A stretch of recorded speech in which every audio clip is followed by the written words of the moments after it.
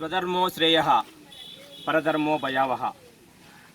హిందువుగా జన్మించు, హిందువుగా జీవించు, హిందువుగానే జీవనం కొనసాగించు, హిందువుగానే మరణించు.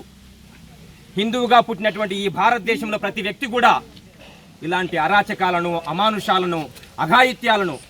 వారి యొక్క శాయశక్తులు అడ్డుకొని ఈ స్వధర్మాన్ని కాపాడడానికి ప్రతి ఒక్కరు ప్రయత్నించాలి. దానిలో భాగంగా మనదేనోయ్ భారతదేశం, భారతదేశం మనదేనోయ్, రాముని కన్న భారతి నాది, సీతను గన్న పవిత్ర భూమి, ఆంజనేయుడు లక్ష్మణ భరతులు ఆదర్శములు నాకు అని చెప్పేసినటువంటి విషయాన్ని ప్రతి వాడు కూడా జబ్బ తరచి చాటి ఇలాంటి అగాత్యాలు ఎవరైతే చేస్తున్నారో, బలవంత మత మార్పులు ఎవరైతే చేస్తున్నారో వాళ్ళందరినీ అడ్డుకోవాల్సినటువంటి అవసరం ప్రతి విద్యార్థి మీద, ప్రతి విద్యార్థిని మీద, ప్రతి వ్యక్తి మీద, ప్రతి శక్తి మీద కూడా ఆధారపడని చెప్పి ఈ మూల సత్యాన్ని ఎరిగి మన ఇంత పెద్ద హిందూ ధర్మంలో 200 ఏళ్ళు పై చిలుకు మనల్ని పరిపాలించి అనేకమైనటువంటి విషయాల్లో నాశనం చేసి పోతూ పోతూ వాళ్ళ యొక్క రోగాన్ని మనకు అంటించిపోయినటువంటి ఇక్కడ ఈ వ్యక్తులు మన యొక్క భారతదేశంలో మన పంచభూతాలను, ఈ నింగి, ఈ నేల, ఈ నీరు, ఈ నిప్పు, ఈ వాయువులను మనం స్వీకరిస్తూ ఎక్కడో ఒక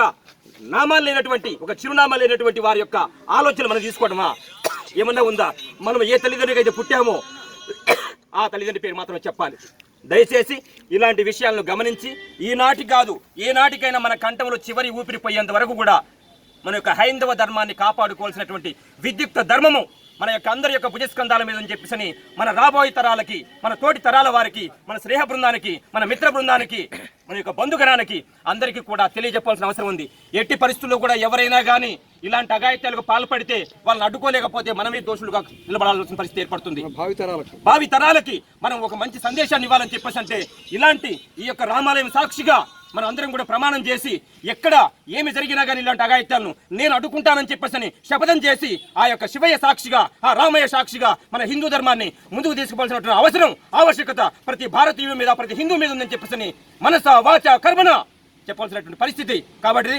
దయచేసి ప్రతి వ్యక్తి కూడా ఇలాంటి విషయాలు తెలుసుకొని ఎవరైతే ఒకవేళ సలహాలు లేకపోతే, సందేహాలుగా వచ్చినట్లయితే, అనుమానాలుగా వచ్చినట్లయితే ఇలాంటి పెద్దలని, పురోహితుల్ని, పౌరులని, తర్వాత గురువుగారులని, సాక్షాత్ మన పెద్దల్ని, మన యొక్క కుటుంబ సభ్యులను తెలుసుకొని నానా ఇలాంటి పరిస్థితి కొనసాగుతుంది, ఇలాంటి పరిస్థితులు మనం ఏం చేయాలి, ఎలా అడ్డుకోవాలని చెప్పి ఒక సంస్కారాన్ని తెలుసుకొని పక్క వాళ్ళ యొక్క సలహాలు, సందేశాలు తీసుకొని ముందుకు నడుచుకోవాల్సిన ఆవశ్యకత, అవసరం ఎంతైనా ఉందని చెప్పేసి ఈ యొక్క చిన్నపాటి సభా సాక్షిగా, ఈ యొక్క మూల మంత్రం సాక్షిగా, ఈ యొక్క హైందవ ధర్మం సాక్షిగా చెప్పాల్సిన ఆవశ్యకత ఇదందరూ కూడా ప్రతి ఒక్క వ్యక్తి కూడా ఇక్కడికి వచ్చిన ప్రతి సోదరుడు కూడా గమనించి దానికి మేరకు ప్రయత్నిస్తానని చెప్పేసి ప్రమాణం చేసి ఆ మేరకు ముందుకు పోవాలని చెప్పేసి జై శ్రీరామ్, జై శ్రీరామ్, జై శ్రీరామ్.